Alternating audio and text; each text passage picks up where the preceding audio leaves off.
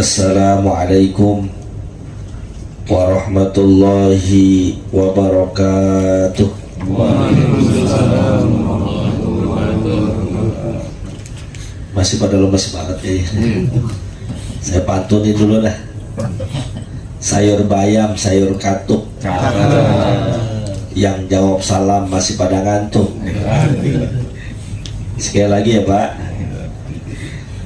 Assalamualaikum warahmatullahi wabarakatuh.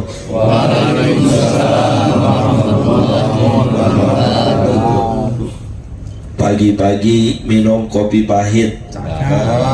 Bukan pantun. Saya mau ngasih tahu kalau pagi-pagi minum kopi pahit enak Pak. Bismillahirrahmanirrahim. Alhamdulillahi rabbil alamin. Allahumma salli wa sallim ala sayyidina Muhammadin wa ala alihi wa sahbihi ajma'in wa man salaka sabilahu wattaba'a sunnatahu ila yaumiddin, amma ba'du. Faqad qala Allah ta'ala a'udzu billahi minasy syaithanir rajim. Bismillahirrahmanirrahim. Idza jaa nasrullahi wal fath wa ra'aitan nasa yadkhuluna fi dinillahi afwaja fasabbih bihamdi rabbika wastaghfirhu innahu kana tawwaba. Shadaqallahul azim wa sadaqa Rasulullah sallallahu alaihi wasallam Nabiyul Habibul Karim wa nahnu ala dhalika minasy syahidin wasyakirin walhamdulillahi rabbil alamin. Yang saya hormati dan muliakan Bapak Himawan Subiantoro selaku Direktur Utama PT UG Mandiri.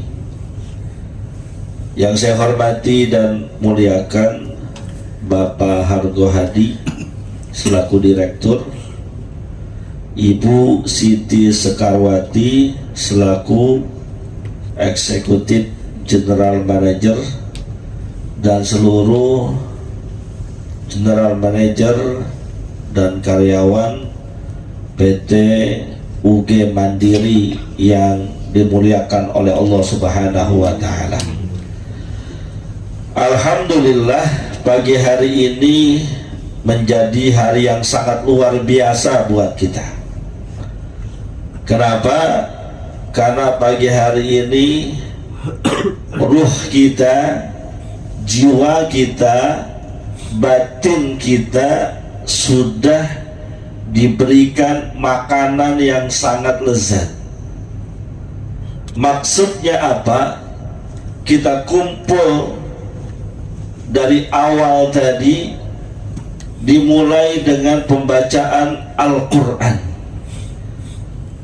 yang kata Allah Subhanahu wa Ta'ala, idza quri'a alaihimul Qur'anu fastami'u lahu la'allakum turhamun. Apabila dibacakan oleh kalian Al-Quran, dengarkanlah. Dengan kalian mendengarkan bacaan Al-Quran, pasti Allah berikan rahmat buat kalian. Setelah baca Quran, kita lanjut dengan zikir, membaca Ratibul Haddad, yang di dalamnya banyak kalimat-kalimat thayyibah, banyak kalimat zikir, merupakan makanan buat hati kita. Bapak Ibu yang dimuliakan oleh Allah, tubuh kita terdiri dari jasmani dan ruhani. Sebagaimana jasmani yang perlu makan, perlu minum, maka ruhani yang kita miliki juga perlu makan, perlu minum. Makanan ruhani berbeda dengan jasmani. Mungkin kita di rumah jadi udah makan sarapan jasmani, ada yang nasi uduk, betul Pak ya. ada yang ketupat sayur, ada yang nasi goreng. Tapi rohani kita makanannya bukan berbentuk seperti itu. Makanan rohani kita adalah zikir kepada Allah, kajian-kajian ilmu pengetahuan agama, bacaan-bacaan Quran yang membuat hati ini senantiasa hidup, terang, dan bisa menerangi lingkungan sekitar. Dan ini patut disyukuri. Mohon maaf, kesempatan ini kesempatan langka. Alhamdulillah, saya seringkali diundang pengajian di kantor-kantor. Itu tidak sedetil kantor ini dalam rangkaian acaranya. Ada ratibul haddadnya.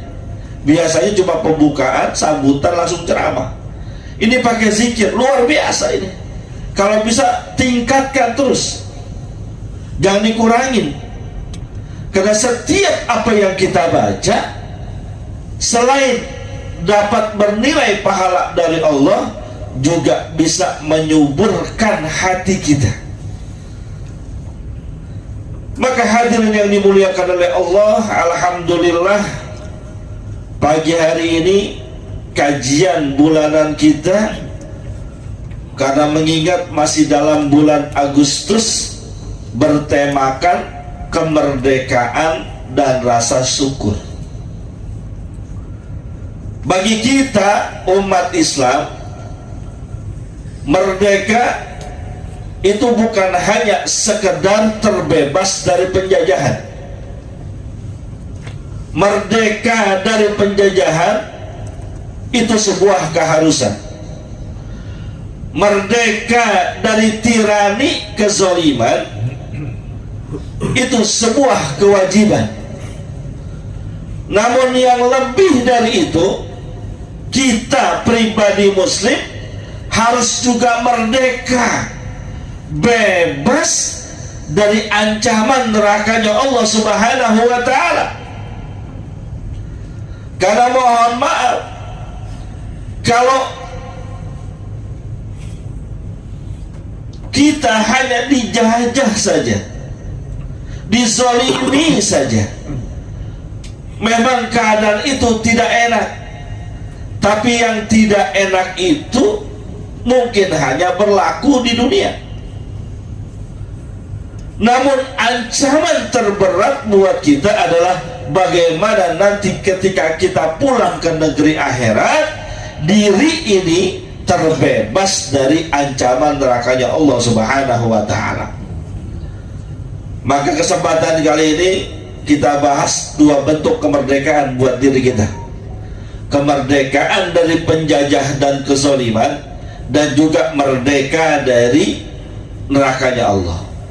Ya kalau dibahas semua kira-kira jam 12.30 baru selesai. Bapak Ibu yang dimuliakan oleh Allah, kita harus bersyukur. Bangsa ini sudah melewati 80 tahun kemerdekaannya, dengan berbagai macam ceritanya, dengan berbagai macam pernak-perniknya. Ini sebuah peristiwa dan prestasi yang harus kita syukuri. Karena kalau kita masih dalam masa penjajahan, sulit untuk meningkatkan pertumbuhan ekonomi, sulit untuk berkreasi, sulit untuk menciptakan lapangan kerja. Merdeka tahun 1945 yang diproklamirkan oleh Insinyur Soekarno dan Muhammad Hatta, itu adalah tonggak sejarah bagi bangsa kita. Dan kita yang hidup setelahnya harus menjadi orang yang pandai berterima kasih kepada para pahlawan, pandai juga bersyukur kepada Allah atas hadiah kemerdekaan ini.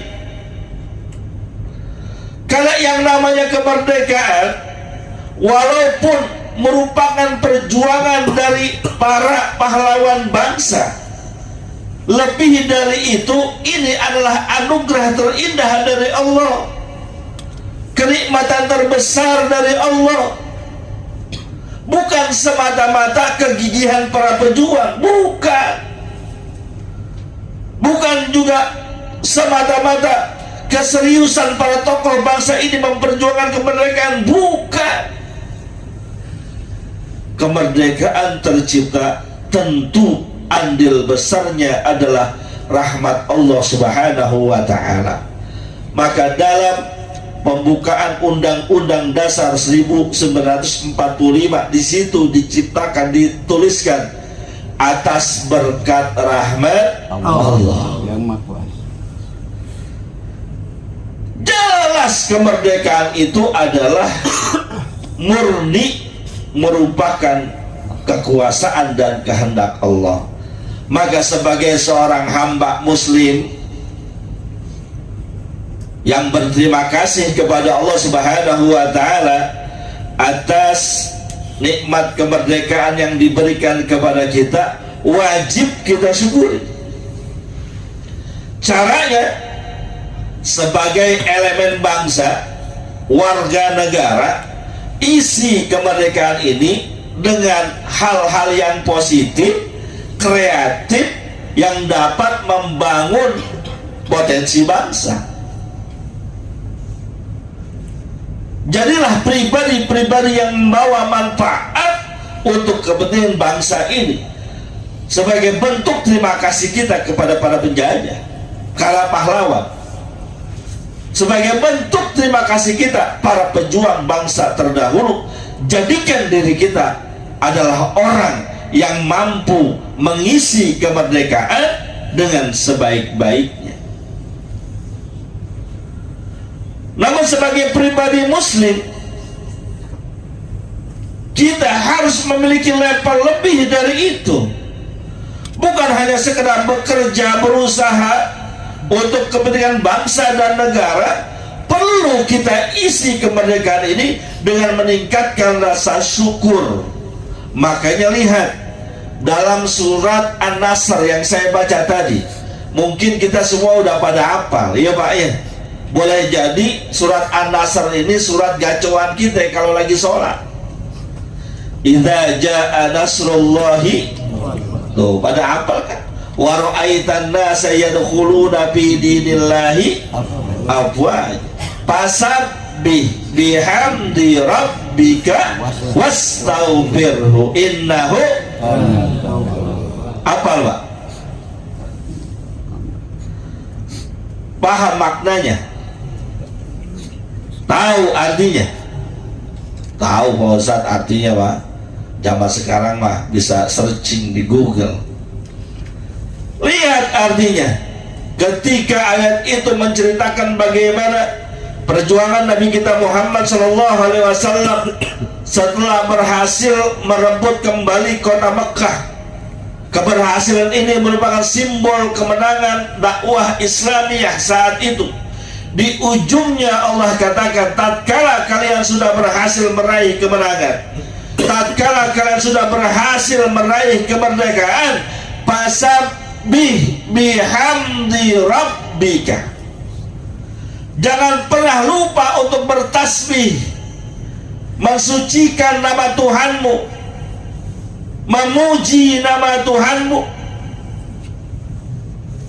berzikir menyebut nama Tuhanmu, karena memang itulah hakikat kemerdekaan yang diberikan kepada kita, merupakan hadiah dari Allah. Kembalikan kepada Allah. Maka tadi ketika kita baca Ratibul Haddad, ada tasbihnya kan? Pak, beneran pada ngantuk nih. Bo, tadi baca Ratibul Haddad ada tasbihnya kan? Ada di awal-awal ya. Subhanallah walhamdulillah wala ilaha illallah wallahu akbar subhanallah bihamdihi subhanallahil azim. Kita manusia wajib bertasbih kepada Allah sebagai sarana mengingat kenikmatan yang telah Allah berikan. Jangan sampai kalah dengan hewan, jangan sampai kalah dengan bebatuan, karena sesungguhnya Allah Subhanahu wa ta'ala firmankan, Sabbahalillahi ma fis samawati wa ma fil ardi wa huwal azizul hakim. Bertasbihlah kepada Allah semua yang ada di langit dan juga yang ada di bumi. Itu di luar manusia. Semua yang ada di langit, matahari bertasbih kepada Allah, bulan, bintang, planet bertasbih kepada Allah, juga yang ada di bumi, bebatuan, gunung, ikan, pohonan, semua bertasbih kepada Allah. Kalau mereka makhluk-makhluk Allah yang diciptakan, yang di akhirnya punah tanpa ada ponis surga dan neraka, bertasbih kepada Allah, kalau ada manusia yang setelah kematiannya ada ponis neraka dan surga tidak mau bertasbih kepada Allah, maka orang itu termasuk orang yang merugi. Cara bertasbihnya bagaimana Pak Ustadz? Apa harus duduk berlama-lama menghadap kiblat, muter-muter biji tasbih? Subhanallah 100 kali, Alhamdulillah 100 kali. Tidak harus seperti itu. Kita bisa bertasbih di sela-sela waktu kerja, bisa. Sambil di hadapan laptop, Subhanallah, Alhamdulillah. Sambil perjalanan dari rumah menuju kantor. Mohon maaf, ini yang paling jauh rumahnya di mana? Ada yang di Sukabumi ada? Nggak ada. Bogor ada Bogor? Ada. Naik apa ke Bogor? Dari Bogor ke sini? Naik KRL. Berapa jam Bogor ke sini? 1 jam kurang lebih. Dari Bogor ke sini biasanya diisi dengan apa? Tidur. Jujur. Tidur, Pak Ustadz ngantuk, berangkat gelap, terpulang gelap lagi. Oke, tidur. Selepas kerja ada jam istirahat gak? Ada jam istirahat, sholat, makan. Isi tuh ketika sholat kita dengan bacaan-bacaan tasbih. Jangan Assalamualaikum warahmatullah, Assalamualaikum warahmatullah, buru-buru lipat mau kena jalan ke kantin. Rugi Pak, rugi. Karena dalam hadis yang lain dikatakan, siapa orang yang selepas sholatnya, sholat yang 5 waktu, mengucapkan Subhanallah 33 kali, Alhamdulillah 33 kali, Allahu Akbar 33 kali, lalu disempurnakan dengan kalimat La ilaha illallah Muhammadur Rasulullah sallallahu alaihi wasallam, atau La ilaha illallah wahdahu la syarikalah lahul mulku walal hamdu yuhyi wa yumitu wa huwa ala kulli syai'in qadir. Kata Nabi kita Muhammad sallallahu alaihi wasallam, dosa dan kesalahannya yang telah lalu diampuni oleh Allah. Hadisnya sahih Pak. Diamalin apakah enggak masalahnya?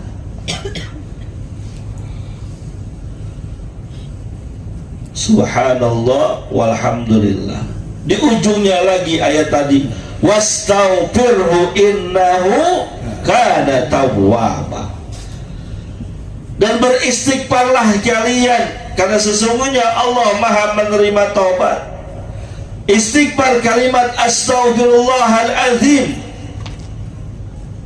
itu kalimat yang mesti kita ucapkan sehari-hari. Oh, saya mah gak punya dosa apa-apaan Pak Ustadz, ngapain saya beristighfar? Siapa bilang kalian gak punya dosa? Kita gak punya dosa. Manusia makhluk yang paling banyak dosa.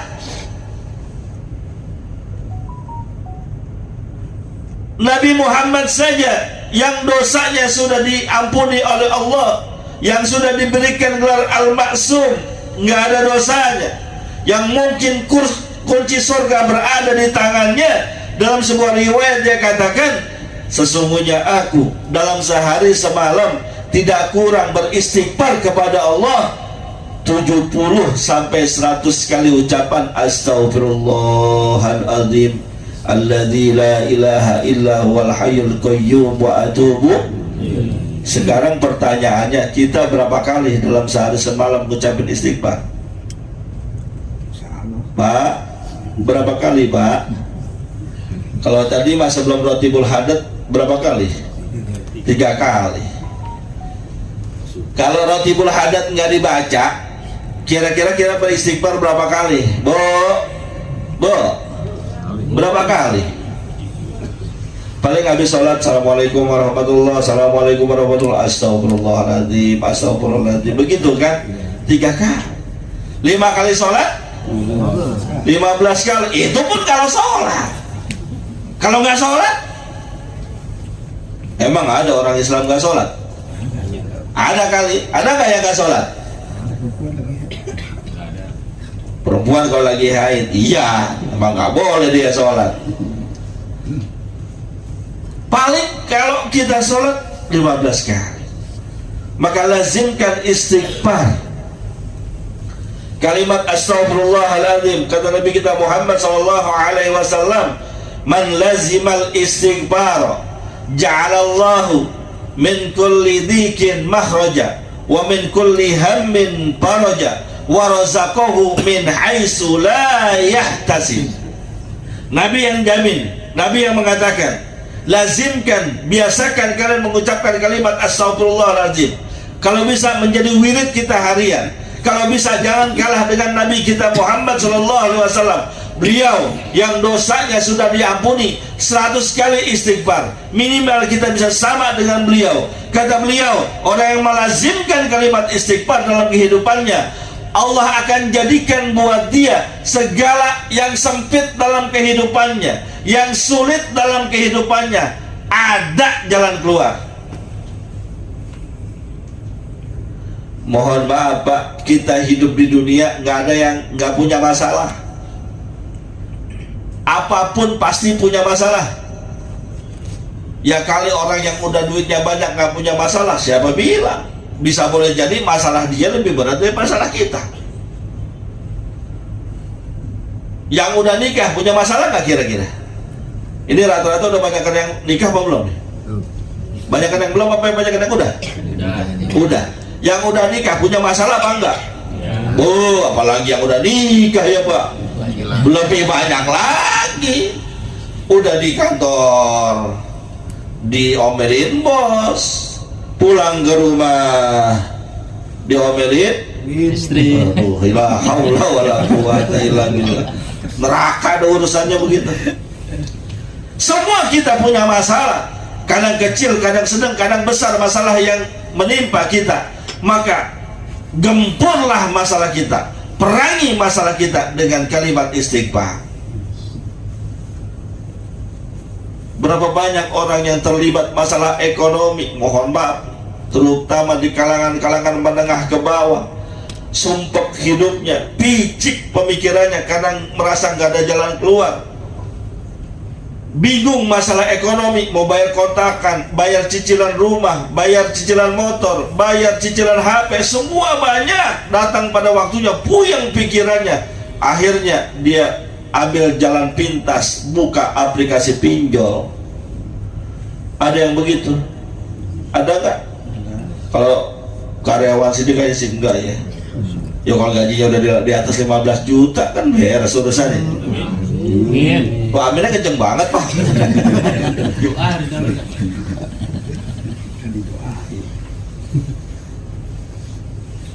Punya masalah, gempur dengan istighfar. Wa min kulli hammin faraja, dan segala yang membuat dia bingung, membuat dia stres, membuat dia puyeng, Allah bikin lapar. Maka kalau punya masalah, mohon maaf, punya masalah sama orang tua, punya masalah sama pasangan, sama istri, sama suami, daripada dicari jalan keluar yang gak jelas, banyakin aja istighfar. Astagfirullahaladzim. Pulang dari kantor, bini marah-marah, udah istighfar aja udah. Allah yang bikin lapar, Allah yang bikin selesai urusan kita. Dan yang paling penting adalah warzaqahu min haitsu la yahtasib. Orang yang melazimkan istighfar, biasa mengucapkan istighfar, akan Allah berikan rezeki buat dia dari jalur yang gak dia sangka-sangka, dari jalur yang dia gak duga-duga. Ini penting.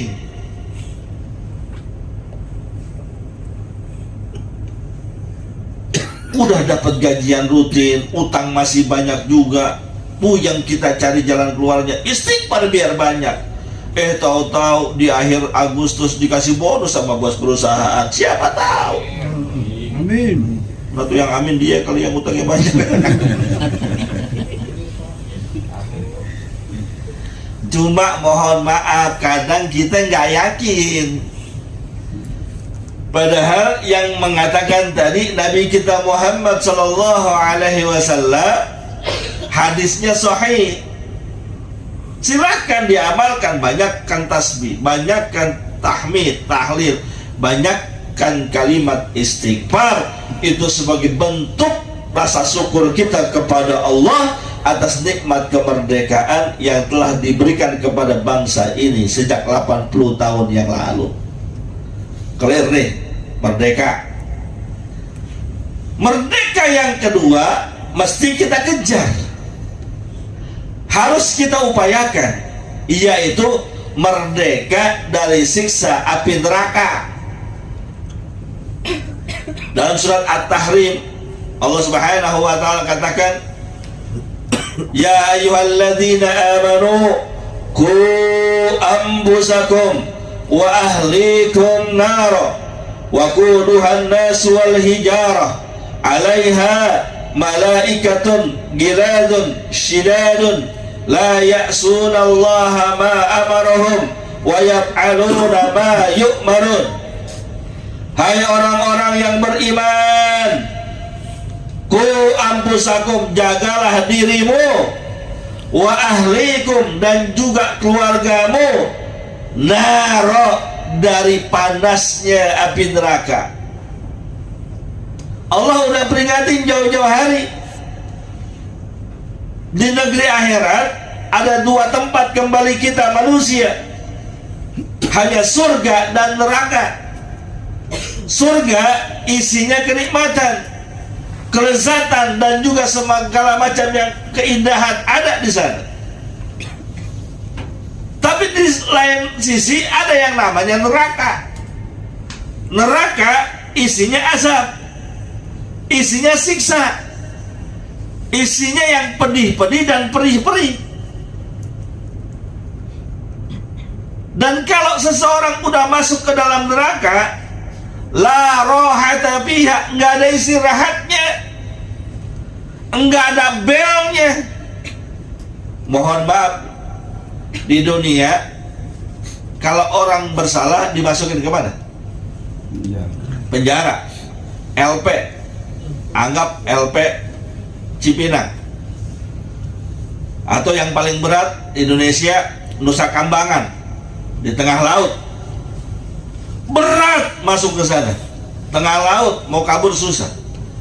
Tapi seberat-beratnya siksa di dunia, masih dikasih makan, masih boleh istirahat, masih diizinkan untuk tidur.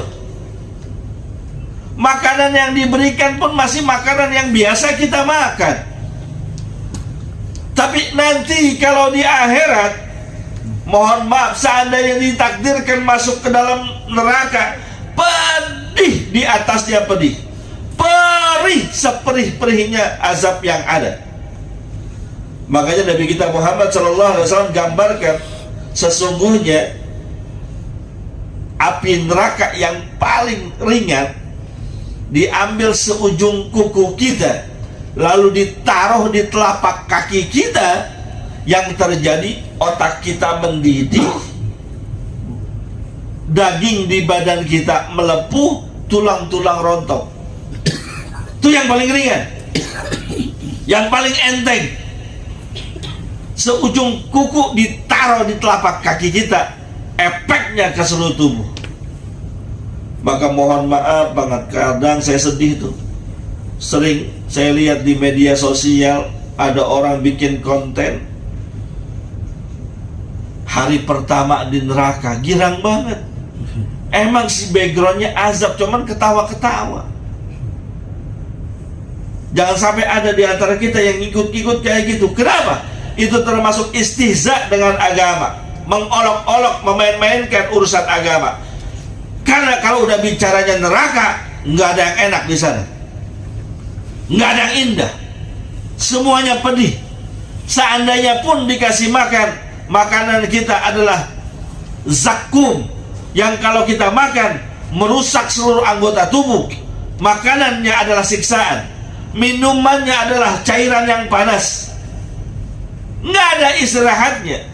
Pagi disiksa, siang dipukul, malam dibakar, nggak ada istirahatnya.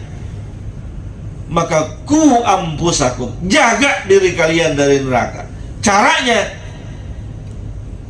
pada suatu ketika, ini sampai jam berapa kita? Sampai jam berapa? Masih lama berarti? Nggak ada sesi pertanyaan? Oke, berarti ada sesi pertanyaan. Tolong diingatin kalau kelamaan. Kalau biasa yang suka megang mic suka kelupaan. Yang dengerin paling gerutu, udah lama banget Pak Ustadz ceramahnya, dia nggak tahu apa kaki gue udah kesemutan. Gitu ya. Yang udah kesemutan berapa orang? Boleh diri yang udah kesemutan. Atau es breaking dulu nih. Pedih banget neraka. Maka cara supaya terhindar dari neraka, buat diri kita dulu. Pernah ada sahabat Nabi bertanya kepada Rasulullah, "Ya Rasulullah, tolong ajarkan kepada saya hal apa yang bisa membuat saya jauh dari neraka dan didekatkan ke surga. Ajarkan kepada saya sesuatu hal yang membuat saya dijauhkan dari neraka dan didekatkan ke surga." Apa jawaban baginda Rasul? Qul amantu billah summa istaqim. Satu caranya, kalian beriman kepada Allah. Katakan kalian beriman kepada Allah, kemudian beristiqomah dengannya. Masalahnya zaman sekarang, orang banyak ngaku beriman. Iman kepada Allah, iman. Iman kepada malaikat, iman, percaya. Kepada kitab, percaya. Kepada Rasul, percaya. Hari kiamat, percaya. Takdir, percaya. Tapi konsekuensi dari ucapannya tidak dijalankan. Kalau benar iman kepada Allah, percaya kepada Allah, mesti kudu wajib harus sholat yang 5 waktu. Maka mohon maaf kalau ada orang mengaku Islam, mengaku beriman kepada Allah, tidak menjalankan sholat yang 5 waktu, pengakuannya dipertanyakan. Apalagi yang entar-entaran.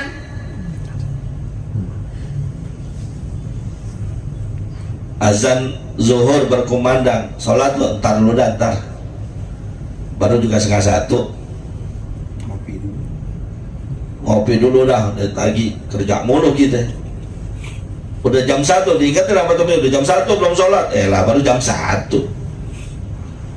Terus bergulir, waktu berjalan sampai akhirnya kelupaan sholat. Dipertanyakan pengakuannya. Kayak begini aja di misalnya, dalam sebuah perusahaan ada pimpinan. Dia yang bawahan, karyawan bilang, "Kita sih sami'na wa ata'na, nurut sama perintah pimpinan." Ucapannya seperti itu. Tiba-tiba pimpinannya manggil, dipanggil tuh sama bos. Maka karyawan yang menurut, karyawan yang benar-benar mengakui taat kepada pemimpin, ketika mendengar panggilannya sami'na wa ata'na, langsung berangkat temui bosnya. Tapi kalau ada yang dipanggil, nemui bos tuh, dipanggil, entar 10 menit lagi, entar setengah jam lagi, entar 1 jam lagi, entar sampai akhirnya dia tidak memenuhi panggilan atasannya. Kira-kira atasan marah apa enggak? "Pak, Atasan marah apa enggak? Dipanggil apa atasan nggak datang, marah apa enggak? Enggak. Enak amat bos begitu ah. Gue pengen kerja di tempat begitu. Minimal SP, betul. Walaupun Allah Tuhan kita tidak bisa disamakan dengan itu, tapi kalau kita mengaku amantu billah, percaya kepada Allah, summastaqim, jalankan konsekuensinya. Datang panggilan sholat. Berapa kali sehari semalam sholat? Pak, berapa kali sehari semalam sholat? Berapa? Hah? 5. Yang dikerjain? 5. Yang benar.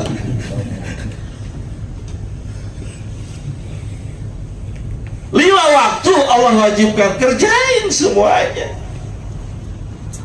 Datang kewajiban puasa Ramadan, beberapa hari yang akan datang. Berapa bulan lagi, masih lama ya. Berapa hari kita puasa Ramadan? Sebulan berapa hari? Anggap 30 hari. Full nggak kira-kira kita 30 hari itu? Yang benar.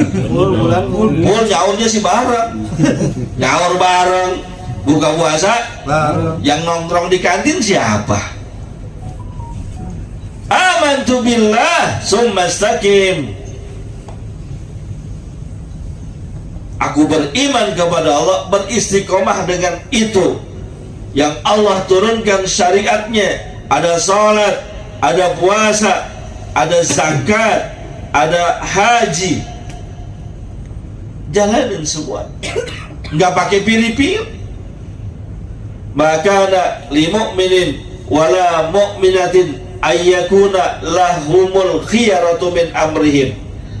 Ini konsekuensi kita beristiqomah kepada Allah. Ketika datang perintah Allah, nggak pakai tunda-tunda, nggak pakai pilih-pilih, nggak pakai entar-entar, nggak pakai tawar-menawar. Sami'na wa ata'na, kami dengar, kami taat. Qu anfusakum, diri kita diselamatin dulu. Kalau diri kita udah diselamatin, wa ahlikum naro. Nah ini yang penting. Jangan cuma buat diri kita doang selamat, tapi selamatkan juga keluarga kita. Siapa? Orang tua. Siapa lagi? Pasangan, istri maupun suami. Lalu anak. Selamatkan mereka dari neraka. Caranya, ajarkan mereka, ajak mereka memahami agama ini dengan baik dan benar, lalu jalankan syariatnya.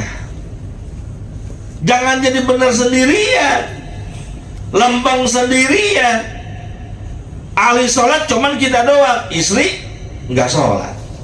Ahli sholat kita doang, anak nggak sholat. Sungguh mohon maaf nih bagi yang laki-laki nih, yang menjadi kepala rumah tangga, yang menjadi suami. Tanggung jawab kualitas dan kuantitas keluarga, istri dan anak berada di tangan kita. Kalau punya pasangan, punya istri nggak sholat, suaminya nggak tegur, suaminya nggak bilangin, suaminya nggak nasehatin, maka suaminya dapat dosa. Bukan karena nggak sholatnya, tapi nggak bilangin, nggak nasihatin, nggak jaga keluarganya dari neraka. Termasuk kalau punya anak subuhnya kesiangan, kita nggak paksa dia sholat subuh, kita nggak paksa dia bangun subuh. Kita mau udah sholat, cuma anak-anak kita biarkan bangun mandi langsung berangkat ke sekolahnya, nggak tegur sholatnya, nggak perhatikan sholatnya. Tanggung jawab kita nanti di akhirat.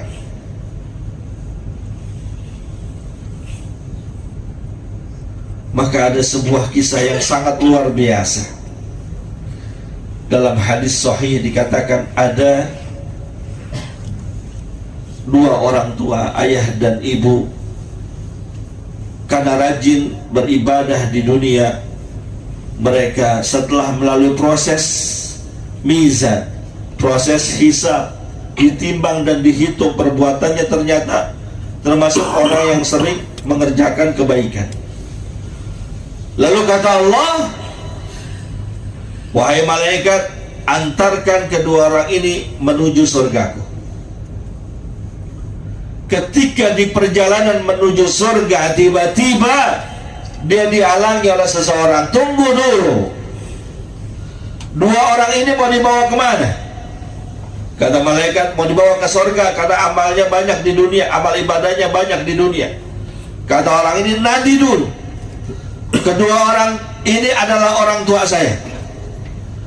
Ketika hidup di dunia, ia memang rajin ibadah, rajin majlis taklim, rajin sedekah, rajin infak, sering umroh, sudah pergi haji, rajin menebar kebaikan. Benar orang ini kayak gitu.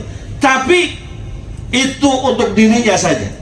Sementara saya anaknya nggak diperhatikan ilmu agamanya, nggak diperhatikan kualitas ibadahnya. Saya sholat dibiarkan saja, saya nggak sholat nggak ditegur, saya nggak puasa nggak dimarahin, saya meninggalkan ajaran agama dia cuek saja. Saya melanggar perintah agama, orang tua saya nggak mau tahu. Saya nggak terima. Tegakkan keadilan.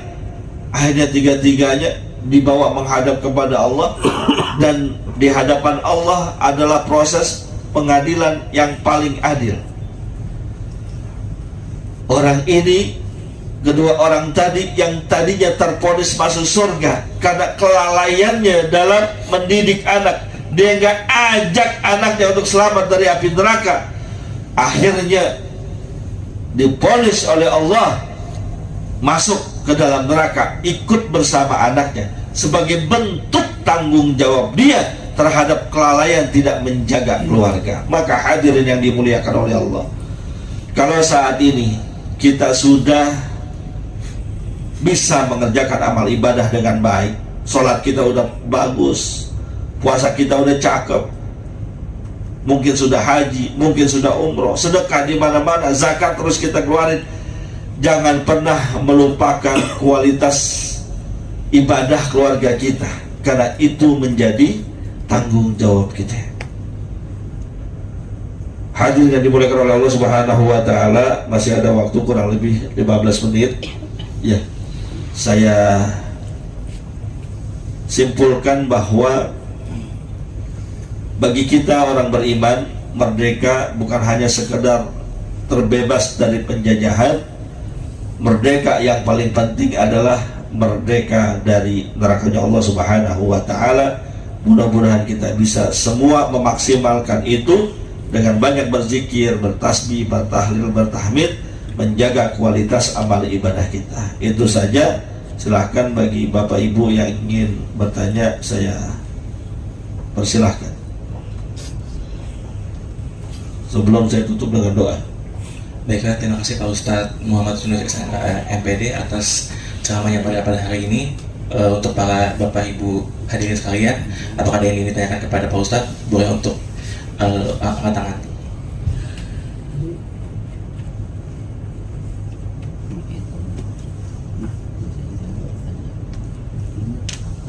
Oh, Juli nanya. Oh, sini. Ya. Ya, ya. Sini ke depan sini aja. Gak usah pakai mic yo. Sini. Enggak apa-apa. Gak usah pakai mic yo. Gak usah pakai mic. Itu ada. Hilang enggak suaranya? Boleh Pak, untuk pertanyaannya silakan ditanyakan. Terima kasih. Apa ini? Ini selalu.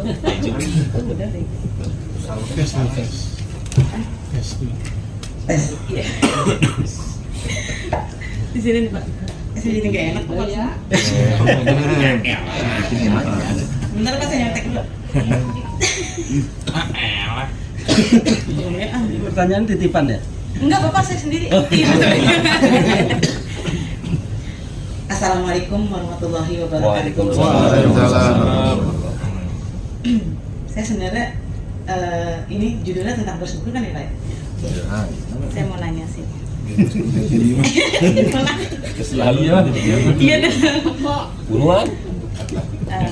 Saya gemetaran jadi kalau di sini. Ini Pak, kenapa sih manusia itu bersyukur harus melihat yang lebih susah daripada kita, gitu loh Pak? Contohnya misalkan permasalahan saya lebih banyak nih, lagi banyak gitu. Tiba-tiba ada orang bilang masih ada yang lebih banyak dari kamu gitu. Sulitannya. Tengahnya curhat kayaknya nih. Iya, lah. Pak Grace. Pertanyaannya Pak, bagaimana sih cara paling tulus untuk bersyukur atas apa yang sudah saya terima tanpa membandingkan dengan orang lain gitu loh Pak. Karena kalau saya harus melihat kesusahan orang lain dibanding saya gitu, kayaknya itu bukan bersyukur, itu perbandingan gitu loh Pak. Maksudnya itu karena orang sering bilang lo bisa bersyukur banyak yang lebih susah dari lo, mah bandingin namanya. Saya maksudnya biar saya lebih bersyukur gitu loh, caranya gimana gitu loh maksudnya. Seperti itu sih Pak. Cuma itu aja sih Pak. Ya, terima kasih banyak. Assalamualaikum warahmatullahi wabarakatuh. Iya, hidup nanya juga Pak. Saya pengen Pak. Ya, terima kasih. Pertanyaannya luar biasa ya. Keren, cakep, bagus. Bagaimana caranya kita bisa bersyukur tanpa harus membandingkan dengan orang lain? Karena memang ada satu perintah buat kita untuk meningkatkan rasa syukur. Lihatlah orang yang di bawah kamu, jangan di atas. Kalau melihatnya ke atas untuk urusan dunia akan senantiasa merasa kurang. Tapi lihat yang di bawah. Ya tadi ibu ini mengatakan kalau saya lihat ke bawah, ya saya malah nggak ingin bersyukur karena merasa itu adalah sebuah perbandingan. Bahwa perlu disadari konsep bersyukur itu adalah merupakan fondasi agama. Dua fondasi agama, sabar dan syukur. Itu yang merupakan bentengan kita. Dan ini kedua sifat yang dikagumi oleh Rasulullah yang ada dalam diri orang beriman. Ketika diberikan ujian musibah dia sabar, ketika banyak diberikan kenikmatan dia syukur. Cuma gimana caranya bersyukur supaya Allah katakan la in syakartum la azidannakum wa la in kafartum inna azabi lasyadid. Jika kalian bersyukur aku tambah kualitas nikmat yang diberikan, tapi ketika kalian kufur maka azabku sangat pedih. Cara yang paling mudah introspeksi, ngacak diri. Siapa kita? Siapa saya? Kita adalah manusia yang lemah. Manusia, mohon maaf, yang terbuat dari air yang hina. Kalau nyanyiannya Roma Irama ada tuh ya. Kita manusia yang terlahir tanpa membawa apa-apa. Jangankan yang orang pas-pasan hidupnya, yang orang kaya sekalipun lahir ke dunia nggak bawa apa-apa, tidak bisa apa-apa, lemah kita. Maka bahasa Al-Quran wa khuliqal insanu dha'ifa, manusia diciptakan oleh Allah dalam keadaan lemah gitu. Kita nggak bisa hidup sendirian, walaupun orang kaya, walaupun banyak duit, nggak bisa hidup sendirian. Kita manusia adalah makhluk yang butuh orang lain, lemah. Maka introspeksilah lagi. Berapa banyak kenikmatan yang telah Allah berikan kepada kita sejak lahir sampai sekarang. Berapa banyak pemberian yang Allah berikan kepada kita sejak lahir sampai sekarang. Berapa banyak anugerah yang Allah berikan kepada kita sejak lahir sampai sekarang.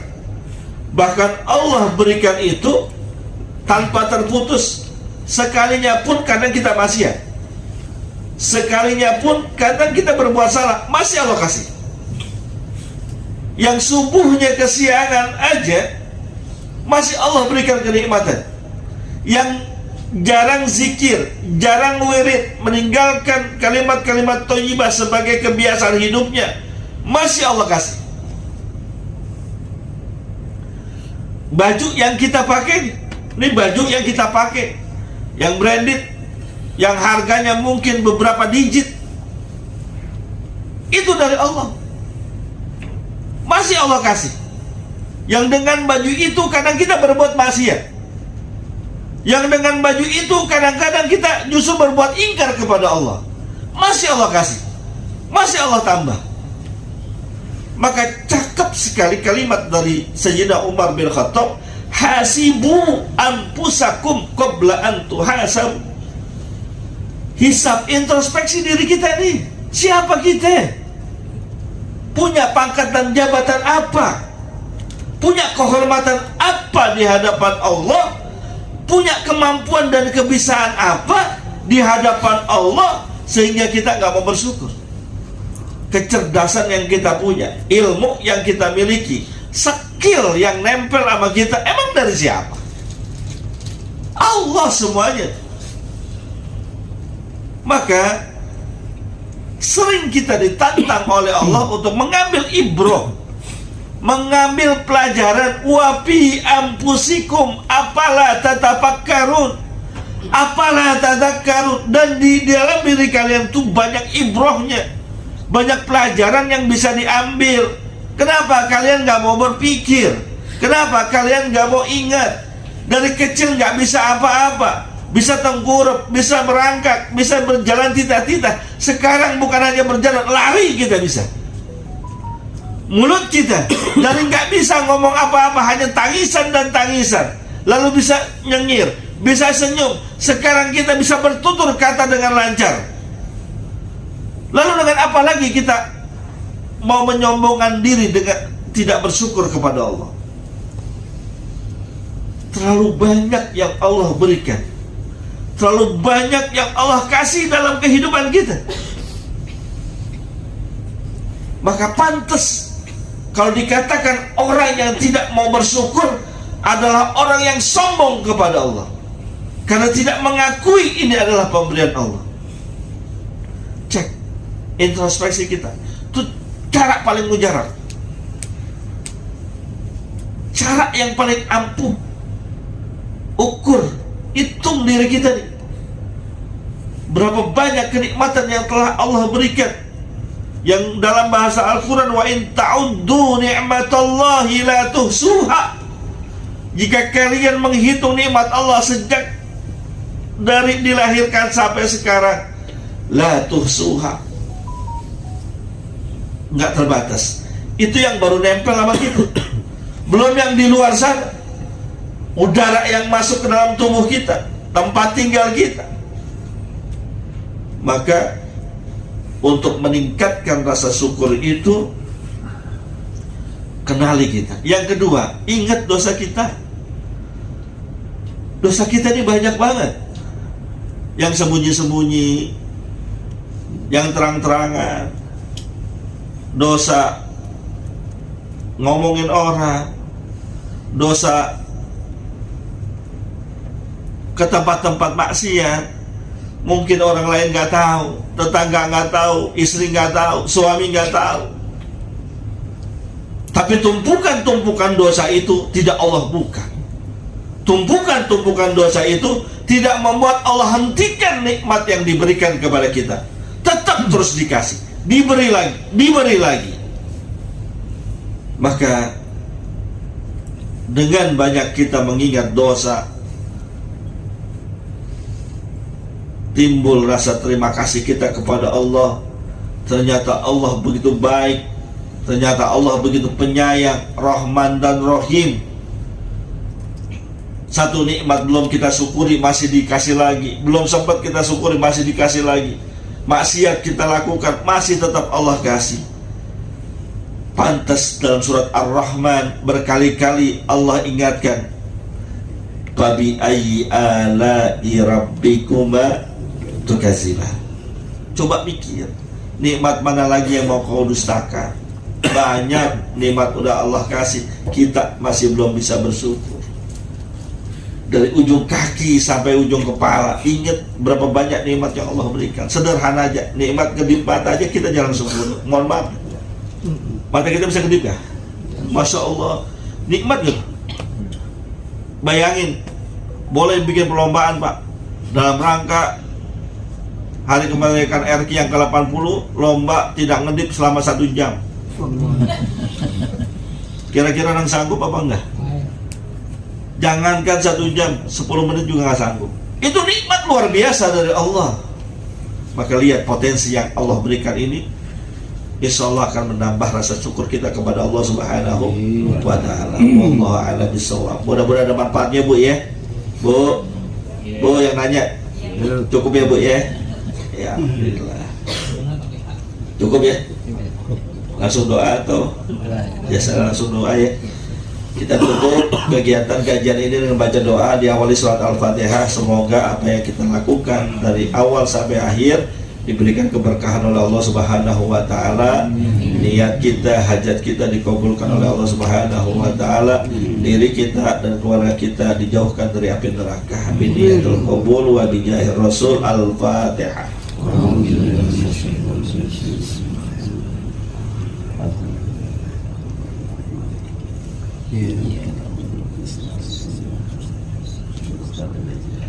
Bismillahirrahmanirrahim. Alhamdulillahirabbil alamin. Allahumma shalli wa sallim ala sayyidina Muhammad wa ala ali sayyidina Muhammad.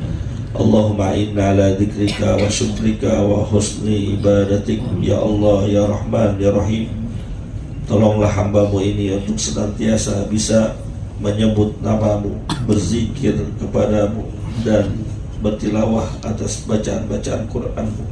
Allahumma ighfir lana wa liwalidina warhamna warhamhum kama rabbawna shighara. Ya Allah, ya Rahman, ya Rahim, ampunilah segala dosa dan kesalahan kami, dosa dan kesalahan ayah bunda kami, dosa dan kesalahan kakek nenek kami, dosa dan kesalahan guru-guru kami, dosa dan kesalahan tetangga dan kerabat kami, dosa dan kesalahan orang-orang yang menyayangi dan mencintai kami, dosa dan kesalahan orang-orang yang benci dan marah kepada kami. Allahumma la tada' lana fi maqamina hadza dhanban illa ghafartah, wala 'aiban illa satartah, wala maridun illa syafaitah, wala hamman illa farajtah, wala dainan illa qadaitah, wala hajatan min hawaiji dunya wal akhirah illa qadaitaha wa yassartaha bi rahmatika ya arhamar rahimin. Wa sallallahu ala sayyidina Muhammadin wa ala alihi wa sahbihi wasallam. Alhamdulillahirabbil alamin.